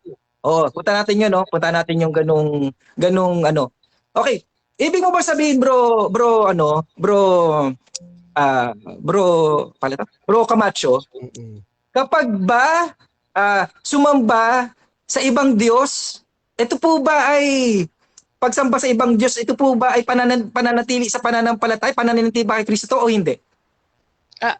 Depende po sa sitwasyon ng isang tao. Halimbawa si Solomon, hindi naman talaga siya tumalikod sa Diyos eh. Hindi. kundi sumama lang siya sa mga pagsamba nung kanyang mga katipan. Ngayon, sa bandang huli, ito katotohanan. Sa bandang huli, siya rin ay nagbalik loob sa Diyos sa Okay. pagiging tapat. Yan, salamat. Yung si Solomon, importante si Solomon, total, dinala mo kay Solomon. Si Solomon ba tumalikod? Hindi tumalikod nung siya ay sumasamba sa Diyos-Diyosan. Yung po ba ay nakaharap ka pa rin pa sa Diyos? Mananampalataya ka pa rin ng Diyos? Na ikaw ay sumasamba sa Diyos-Diyosan o pagtalikod yan sa Diyos? Paano ibig niyo sabihin? Yung pagsamba. Time stop. Okay. Sige, sige. Paulit ng question. Sorry. Ang tanong, yung pagsamba ba na pag-alay ni Solomon sa mga Diyos-Diyosan ng kanyang mga asawa, ito po ba ay pagtalikod sa ating Diyos o hindi ito pagtalikod sa ating Diyos? Hindi po kasi hindi lang siya nanatiling tapat sa Diyos. Nasa Time. unang hari yan 11, Time. 1 hanggang 13. Okay, so Salamat. dyan nagtatapos mga kapatid ang second cross ng ating negative. So dako tayo sa ating negative or rebuttal. Pero bago yan, shoutout muna sa ating nasa live kay August Magnus para kay Mark, nasa kamay na niya iyang eternal life kaya irrevocable yan. Kahit sambahin niya pa si Satanas gaya ng sinasabi niya kanina. Shoutout din kay Glenn Joaquin. Nako, ang osas na tunay ang salvation na ibinigay ni Kristo eternal, hindi pa wala-wala o bumibilya. So, shoutout muna mga kapatid sa lahat ng membro ng Debaters Convention. Nandyan si Brother Albert Hinkel at si Brother Jumo, syempre, ng JW. Shoutout mga kapatid kay Denmar Santiago, August Magnus mga kapatid, at si Joaquin, yung aming bagong member, at si Remy Alfonso, yung aking sister si Emmy. Sabi niya, uy, good answer bro Camacho. Shoutout din kay Sister Nena Despediones, yung aming Mother Earth. Shoutout din kay Erwin de la Cruz, by works of the law, talaga ang final salvation ng SDA. At shoutout din kay Pastilan, basta alam ko hindi maliligtas ang mga sumasamba sa demonyo. Revelation 19:20, 21 and verse 28. Luis Philip, sabi niya meron palang osas ang SDA. Ito, baka mawalan to na license sa simbahan nila kasi may osas na turo. Shoutout din kay Samson Rosin, yung sanggol daw, ano bang tanong yan? Hindi ako SDA pero palpak talaga ang osas. Shoutout din mga kapatid dito kay August Magnus, M.A. Alfonso. Ayan. So mga kapatid, tuloy-tuloy tayo dito at dako tayo sa rebuttal naman ng negative. Pastor Mark Umba mga kapatid, your time starts now. Okay. Ano ba yung mga mali na naobserbahan natin sa pahayag ni Bro Camacho sa rebuttal niya? Okay? Una, mapagpanggap kasi may osas daw siya. Osas. Ano ba? Linawin natin osas uli Minsan kang nailigtas, ligtas ka ng palagi. Yung pala may kondisyon. Depende sa'yo. Tama, Bro Camacho? Pag depende ba sa'yo, Bro Camacho, may katiyakan. Tiyak bang mananatili ka? Hindi tiyak. Kaya ang tawag dyan, walang katiyakan ng kaligtasan. Tama ba, Bro Camacho? Walang katiyakan ng kaligtasan kasi nakadepende kay Camacho kung mananatili siya. Kaya ang aral talaga ng SDA ay hindi po nag-aaral ng katiyakan ng kaligtasan. Bakit? Nakadepende sa kanyang sarili ang kaligtasan. Oo, sana maunawaan ng mga SDA ito Ang kaligtasan ng mga SDA nakadepende sa kanilang sarili, hindi dun sa naaawa. Kung hindi dun sa kinaaawaan, nakadepende sa kinakaawaan, hindi dun sa naaawa. Sa Diyos. Okay, punta natin. Kaya mapagpanggap, bakit? Di na ako nga sa tanong Ika-i-impyerno mo po ba? Ikapapahama mo? Ikakaalis ba ng kaligtasan mo ang hindi pagsasabat? Naku, di ba? Depende. Nakadepende talaga sa kanila. Oo. Yung baboy, depende. Alam natin na nawawala yung nawawala yung bisa ng pagtubos ni Kristong namatay na si Yahushua sa ating kasalanan. Nawawala ito. Dinawin ko ang osas Linawin natin. Ano po ba ang mensahe ng osas? Ito'y ebanghelyo. Mabuting balita mabuting balita. Bakit? May katiyakan ng kaligtasan. Bakit? Dahil yung hindi natin kayang gawin na manatili. Kaya ba nila Abraham manatili? Hindi. Kaya ba nila Solomon manatili? Hindi. Hindi kaya. Lagi silang on and off, on and off, on and off. Banal, hindi banal. Banal, hindi banal. Hindi ganon. Hindi nga sa gawa natitingin ang Diyos, hindi na nga sa iyong will at saka exercise sa Romans 9, no? Okay. Ito dapat ang maunawaan ni Bro Camacho. Okay? Yung eternal life natin, hindi na mawawala yan dahil bayad yan ni Kristo. Ito dapat maintindihan natin, ha? Bigyan nating halaga, Bro Camacho, yung may namatay na para sa atin, para hindi tayo mamatay. Ha? Bigyan natin ng halaga yung kamatayan ni Yahushua na may namatay na para sa atin, para hindi na tayo mamatay. Hindi, mamamatay pa rin tayo, kahit may nagbayad na. Bakit may mga babala na huwag kang magkasala, huwag kang tumalikod, huwag kang ganito, ingatan mo to. Bakit? Hindi dahil mawawala ang eternal life. Hindi nakabase yan sa gawa, hindi nakabase yan sa tao. Ano nakabase, Bro Camacho? Ano nakabase doon? Yung buhay natin sa laman dito, gaya na nababanggit sa 1 Corinthians 5:5. Ibibigay ang laman niya sa impyerno sa ikawawasak ng kanyang laman. Papaluin ka. Kaya humingi kami ng tawad para maabsueldo kami sa palo, sa disiplina ng Diyos. Di ba ang ating magulang, kapag nagkasala yung anak, pag tumalikod yung anak, tinakwil yung tatay pala ni Bro Camacho, itatakwil na rin siya. Ay, hindi. Ang paniniwala ko sa tatay ko, kahit na lumayas na nga ako tinuring ba ako ng tatay ko na ibang anak? Hindi. Inaantay. Ito yung parable magandang parable to, no, yung batang umalis sa kanyang tatay, no? Di ba? Nung bumalik, no, talaga naman inaantay niya. Hindi nagbabago ang Diyos Talagang hindi mawawala yung pagtalikod mo, bro. Hindi nawawala yung pagkaanak mo. Didisiplinahin ka. Kaya, dinanas ng batang yon? Yung binatang yon, yung anak na yon? Kumain ng kanin baboy. No? Pinaranas sa kanya na wala kang choice. Bumalik ka sa akin. Yun ang mga osas believer. Yun ang mga ligtas na tunay na ligtas, no? Babalik at babalik. Bakit? Kasi gagawa ang Diyos. Huwag mong limitahan ng Diyos, Bro Camacho, na ibalik ka ng Diyos sa kawan. Sabi nga, Bro Camacho, may maganda ng talata, no? Iiwanan niya yung 99. Aray ko po, yung mga ligtas, no? Na 99 iiwanan sa iisang nakawala. Sana maunawaan mo yung Bro Camacho, no? Mas mahalaga sa kanya yung nag-iisang nakawala sa kanyang kawan. Iiwanan yung 99 para hanapin yung nag-iisang yon. Ano maunawaan natin, Bro Camacho? Ano yung mauunawaan natin sa OSAS? May katiyakan. Walang katiyakan sa aral ng SDA. Bakit walang katiyakan? Nakadepende sa tao. Hindi nakadepende sa Diyos. Kung nakadepende sa Diyos yan, yung eternal life natin nakadepende sa Diyos, ay may assurance. May katiyakan. Nakadepende kay Camacho yung kaligtasan niya. Wala. Bukas maaring magkasala to, matisod to. Maaring sumablay to. Maaring matukso to, matalisod to, madapa ito. Tumalikod to. May katiyakan? Wala.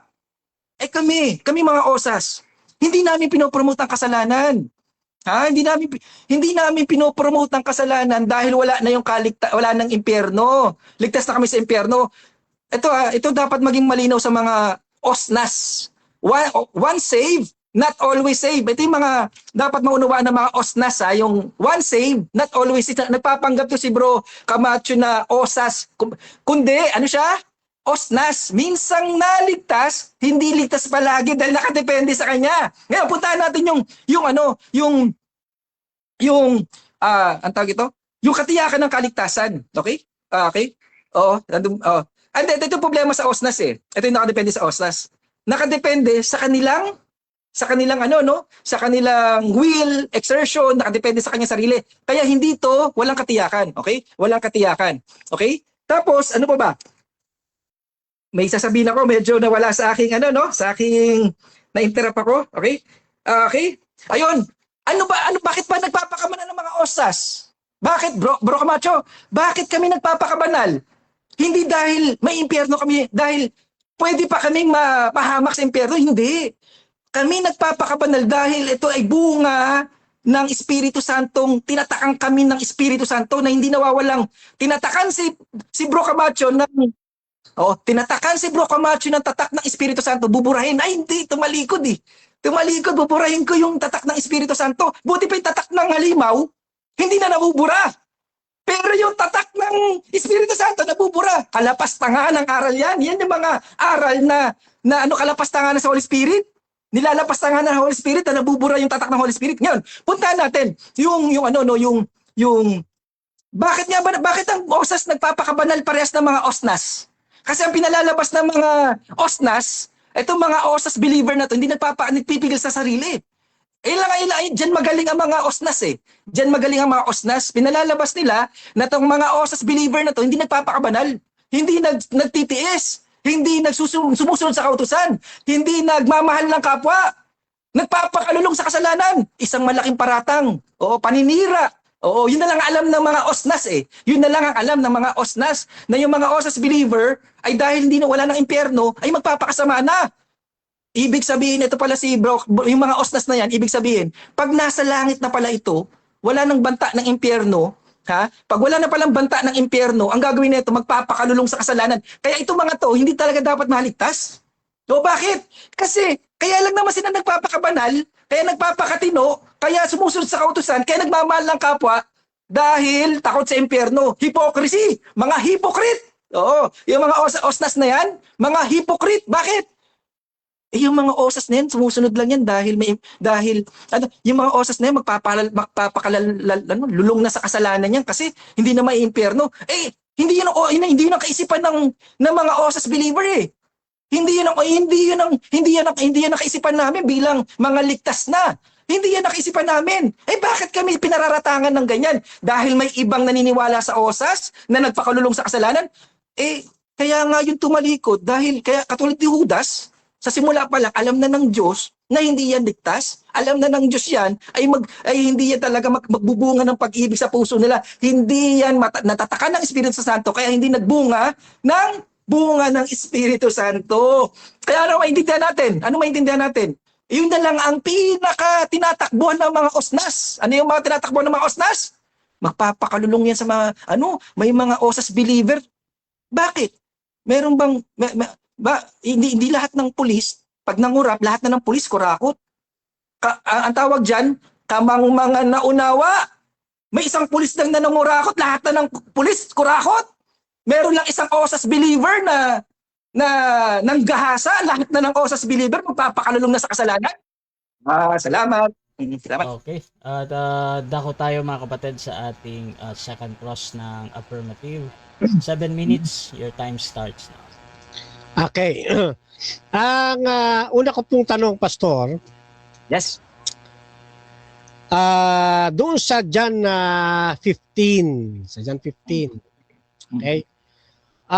Yung bang mga nakakabit doon sa kay Kristo, sila ba ay ligtas na? Yes or no?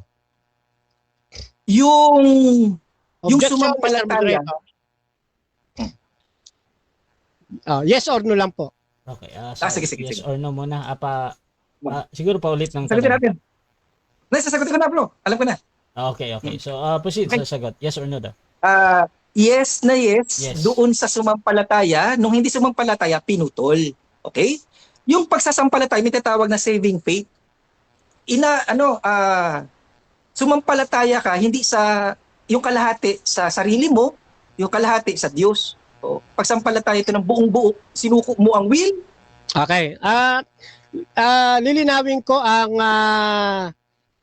tanong para malinaw din po ang sagot ninyo. Diyan sa John 15. Yun bang mga sanga na nakakabit kay Kristo? Meron ba silang buhay na wala hanggan? Yes or no? Nung una, wala. Yes or no, Nung una, Mr. Moderator? wala. Okay, Mm, so wala. ganito.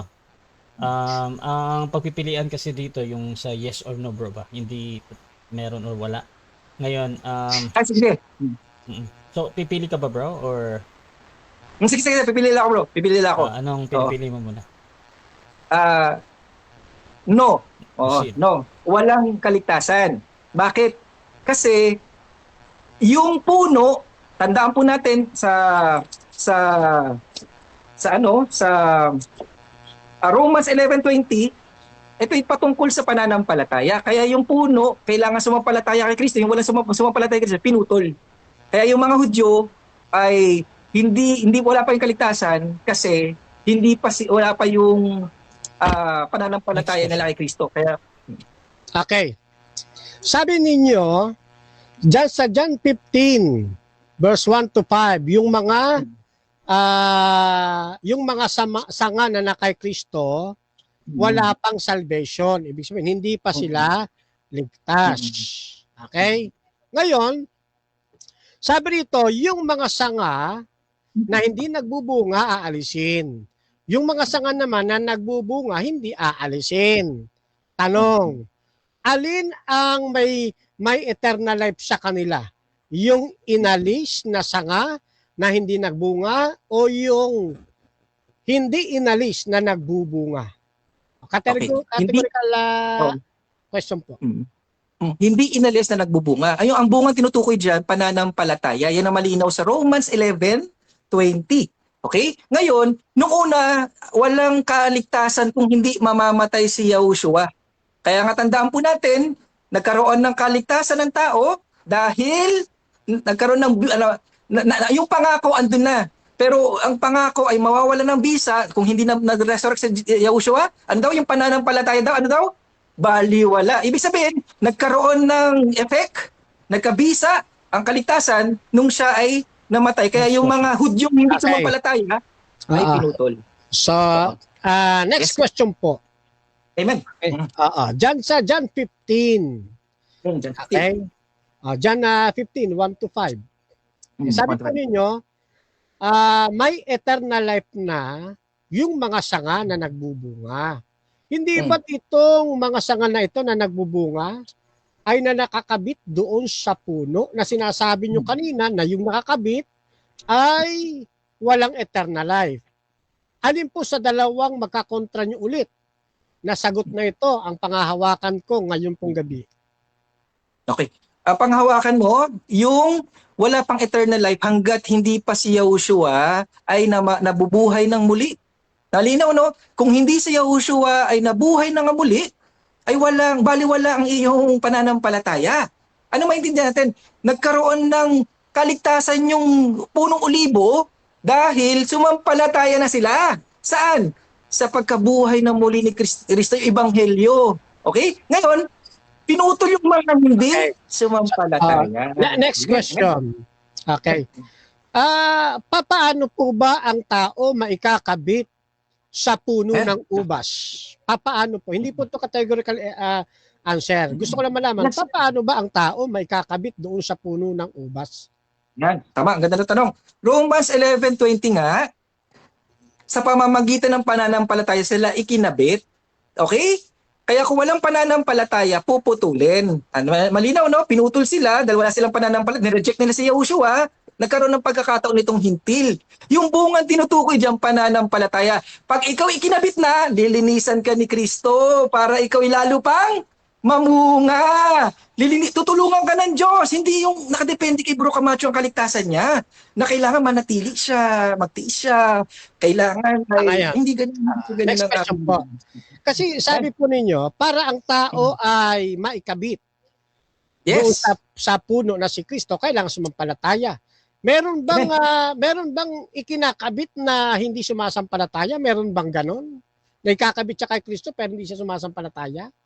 Meron ba? Ay, Wala. hindi nga po. Wala po. Dahil para kay kaikabit, para ka manatili sa kanyang sanga, para kayo ikabit at manatili sa pamamagitan ng pananampalataya. Kaya hindi po sa gawa na wag ka, kumain ka lang ng baboy, tanggal na kaligtasan. O, hindi ka lang nagsabat, tanggal na kaligtasan. Ay, nako. Ayun, alapasta nga na sa tatak ng Espiritu Santo yan.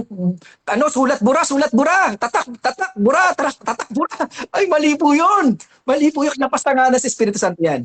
Okay, next question. Sabi nyo kanina, Hmm. yung mga nakakabit sa puno doon sa John 15 ay walang kaligtasan. Sabi nyo po yun eh. Then dito naman sa pangalawa, sabi po ninyo, may kakabit ka doon sa puno kapag may pananampalataya ka. Sabi nyo rin sa inyong pahayag kanina, kapag ikay sumampalataya, mayroon ka ng eternal life. Okay. Ang tanong po ito, uulitin ko lang po ulit bilang pagkaklaro. Kapag ba nakakabit sa punong olibo, meron bang eternal life? Yes or no? May eternal life, pero wala pa po yung kaligtasan na yung eternal life na Time na. Okay, so Salamat. dyan nagtatapos mga kapatid ang second stage ng ating debate. So dako tayo sa ating final conclusion. Pero bago yan, shoutout muna kay Mark Tejas. Ang layo ng sagot mo, Pastor Mark. Shoutout din kay Alpog. Parehas kayong mali dyan sa English. Cut off, pero sa Greek hindi yan cut off, kundi lift up. Shoutout din mga kapatid kay Emmy Alfonso. Shoutout kay Gomer Novelero, kay Johnson Amican, Denmark Santiago at Richard Thompson. Shoutout din kay Patty Land. So okay lang mang rape, pumatay, basta di lang tatalikod sa baptist nyo.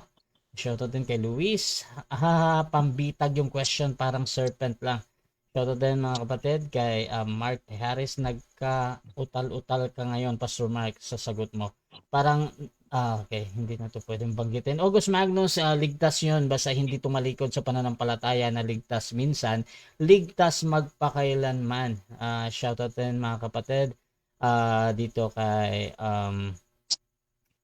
Eme Alfonso, ayusin ninyo mga osas, di natin mahatak si Bro Rasha niyan. Ako na yata naghahatak kay Bro Rasha, rambulan ng mga osas view. At shoutout din kay Paiser Cloud, may tumatalikod sa pananampalataya. August Magnus, walang new creature sa maling doktrina. At tuloy-tuloy tayo mga kapatid, dako tayo sa final conclusion. At again, ang topic natin ay patungkol dito sa ang OSAS version of Fernando Camacho Jr., ang biblical at tama bilang negatibo. Brother Mark Umbao ng Oneness Born Again. 5 minutes, your time starts now. Okay. Ang malinaw na na napatunayan ko sa gabing ito ay nagpapanggap si Bro Camacho OSAS believer. Nagpapanggap. Nakikiuso lang siguro nakikigaya Mali po 'yun, maling magpanggap na OSAS believer ka pero hindi ka talaga OSAS. Bakit hindi OSAS? Kasi nga po, hindi naman siya ligtas palagi. Tama ba Bro Camacho? Dapat OSNAS ka, nagkamali ka yata ng tinayo ang tema. Dapat ang tema ni Bro Camacho, OSNAS, one saved, not always. Maaring maligtas, maaring hindi maligtas, not always. Hindi laging ligtas palagi, hindi laging ligtas. Dapat yun yung posisyon ni Bro Camacho. Nagkamali siya ng temang na napili. Oo, nagkamali siya ng temang napili. Yun ang malinaw na naganap sa aming discussion. Ngayon, ano naman na napansin kong mali sa 'di ba sabi ko nga itatama ko yung ipapaliwanag yung tamang kahulugan ng OSAS. Ano po 'yun? Ang kahulugan po ng OSAS, ito po dapat nating maintindihan. Pag ibinigay na sa iyo, hindi bigay bawi ang kaligtasan. May katiyakan ang kaligtasan. Fully paid. May namatay na. May nagbayad na. Bakit magbabayad ka pa uli? Ha? Yan ang OSAS. Ulit nilawin ko ha. Ibinigay, walang bawian. Katiyakan ng kaligtasan. Bakit? Sa kamay ng Diyos. Pagkahawak ka ng Diyos, may katiyakan.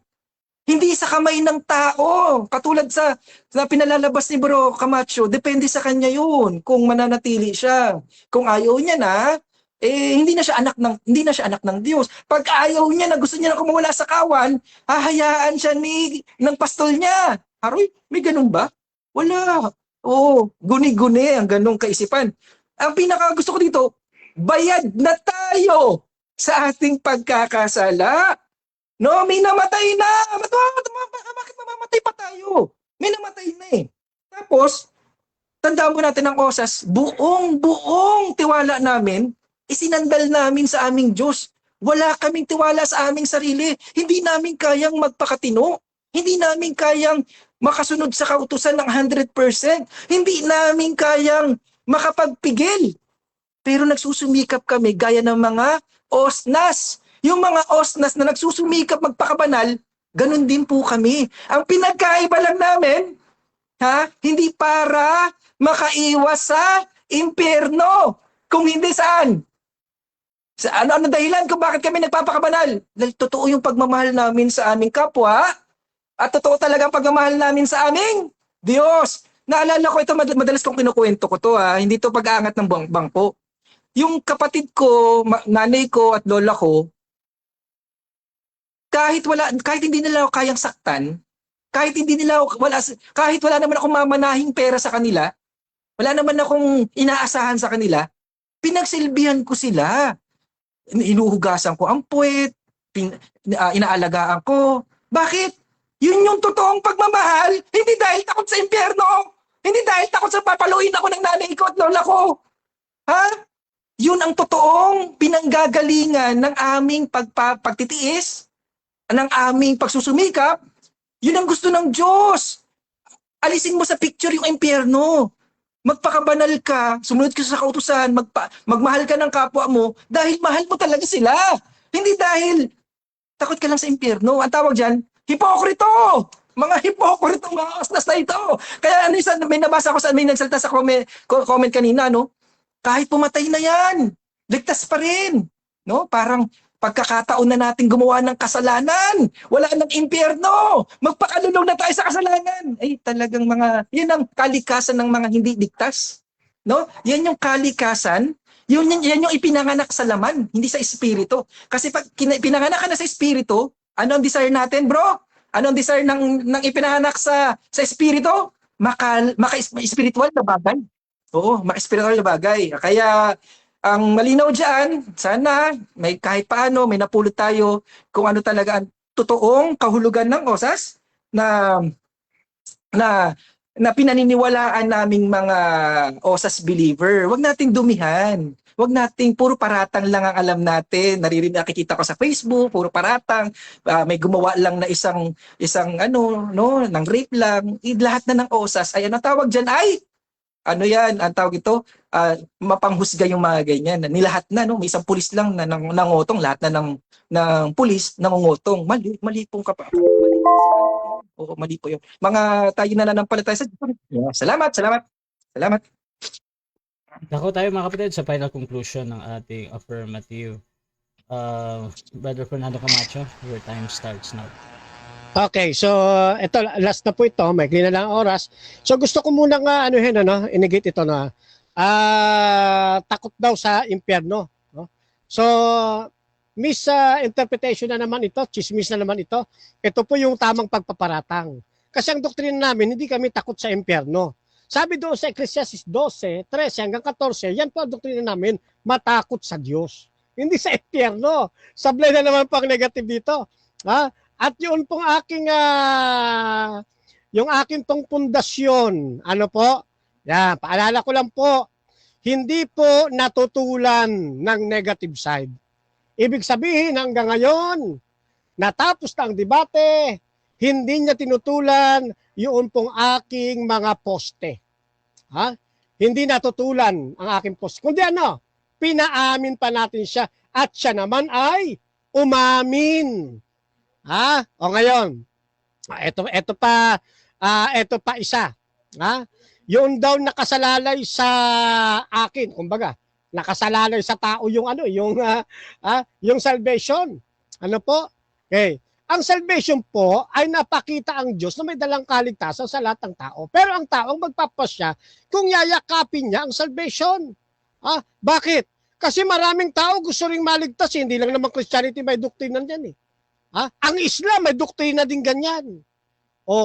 Ngayon, yung mga Islam pagka hindi sumampalataya na, sila ba ligtas? Oh, Hinduismo, may salvation doctrine din sila. Buddhism, meron din. Hinduismo, yung Sikhismo, marami po yan, pati yung Jainismo at yung Taoism. May salvation doctrines din sila at yun din ang pinanghawakan nila. Ang tanong ito, sino ngayon ang magpapasya kung na kanino ang tunay na kaligtasan? Hindi ba tayo rin ang magpapasya? Kanino tayo maniniwala? Sa Christianity doctrines ba na ipinapangaral ni Kristo? O dito sa mga iba't ibang mga nabanggit nating Buddhismo, Hinduismo, Taoism na may salvation doctrine din? Meron tayong kalayaang pumili. Nagkataon lang na mas pinili natin ang sampalatayanan si Kristo. Kaya nga Epeso 2:8 hanggang 9, John 3:16, unang Juan 5:13, nagkakatalo sa pananampalataya. Pananampalataya sa ating Panginoon. Hindi basta maniniwala ka lang sa salvation. Uriin mo kanino salvation ba ang dapat mong tahakin. Yung OSNAS, hindi ito kapit sa amin. Kasi maliwanag sa topic ko, eto Yan. Yan ang paksa ko. Ang OSAS version ni Fernando Camacho ay biblical at tama. Alin ito? Ito'y angkop lamang sa mga nananatili sa pananampalataya. Nagiba ba yan? Hindi ho nagiba Sinang-ayunan nga Yan po yan mga kapatid. Ngayon. Eto pa kapiraso na lang kasi ito Doon sa John 15, John 15. Maliwanag pong nabasa natin. Nagkaroon siya ng kontra nga ron Yung mga nakakabit kay Kristo, sabi niya, sa kahulihan, mga ligtas. Yung hindi nagbubunga, siya rin nagsabi, doon sa ikalawa niya hindi ligtas. Kung ito'y ligtas, at yung hindi nagbunga, hindi ligtas, saan ilalagay? Siya na rin ang nagsabi, itatapon sa apoy. O di mali yung osas niya, at ang tamang osas yung sa akin, yung mga nanatili. Ganyan lamang po yan ngayon, eto pa. Eto pa. Dito sa unang Timoteo 4:1, napakaliwanag. May mga nananampalataya tumalikod sa kanilang pananampalataya. Nakinig sa espiritong mapandaya Ano tinalikuran nila? Pananampalataya. Ano pananampalataya yon? Tunay na pananampalataya yon. Hindi yung fake na pananampalataya. Tinalikuran nila tunay na pananampalataya at nakinig sa espiritong mapandaya. Yung ba ligtas pa rin? Hindi na. Unang Juan 5 nga yung kinaroroonan ni Kristo, kinaroroonan ng buhay. Yung hindi kinaroroonan ni Kristo, walang buhay. Tita mo? Ito pa, Hebrews 10:35. Kaya huwag kayong mawalan ng pananalig. Bakit sinasabing huwag kayong mawalan ng pananalig? Kasi may tendency ang tao mawalan ng pananalig. Kaya sabi ni Apostol Pablo, huwag kayong mawalan ng pananalig. Ano iiral po dyan? Free will. Time. Kaya sabi, kayo'y mag-time na. Salamat po. Okay, so dyan nagtatapos mga kapatid ang ating debate between SDA and Born Again mga kapatid. So before natin i-end yung ating live, syempre gusto ko muna kayong magpasalamat sa ating audience. Unahin natin si Brother Fernando Camacho.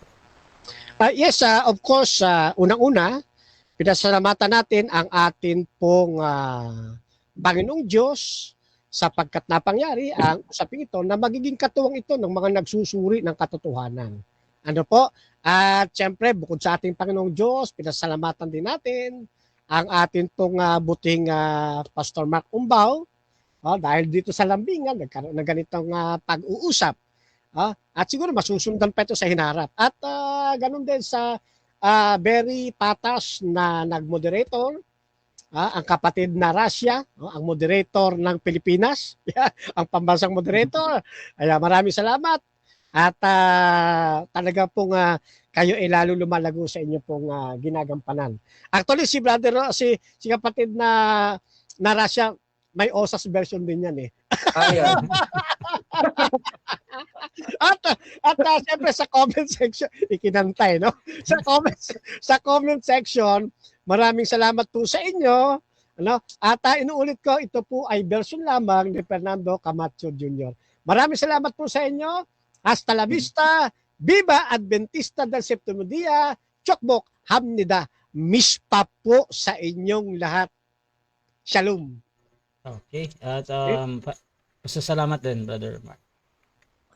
Nais ko rin magpasalamat sa unang-una po talaga sa Diyos kasi yung binigyan ng pagkakataon. Ginamit ako ng Diyos para maibahagi ang totoong ebanghelyo, totoong mabuting balita ng kaligtasan. Okay? Ganun din, nagpapasalamat ako sa ating patas na moderator na sana pagbigyan ako minsan, kami magkaharap sa gantong paksa. Ikinanta kita eh. At isang karangalan na makaharap ang ating si Bro Camacho na alam natin ay isang veteranong debatista. At ganun din sa mga osnas at saka osas sa ating sa mga nanood, sumaybayba at sa mga kapanood pa nito. Yun lang po. Maraming salamat, mapagpala. Ang kapayapaan ay sumayin nyo. Salamat po. Salamat. Okay. At Russia TV, gusto din ko pasalamat sa lahat ng sumusuporta at laging naniniwala pa din sa ating pagmumoderate. Kung gusto nyo sumali sa ganitong gawain or maghamon man sa dulang ito, pwede nyo akong i-PM mga kapatid or mag-comment kayo dyan mga kapatid dahil sisikapin ng dalawang ito na sagutin kung okay naman ang inyong mga hamon dyan. Please subscribe yung ating YouTube channel, Russia Debates TV. Siyempre mga kapatid, you can follow this both gentlemen here kung gusto nyo magsuri sa SDA, Born Again Oneness mga kapatid.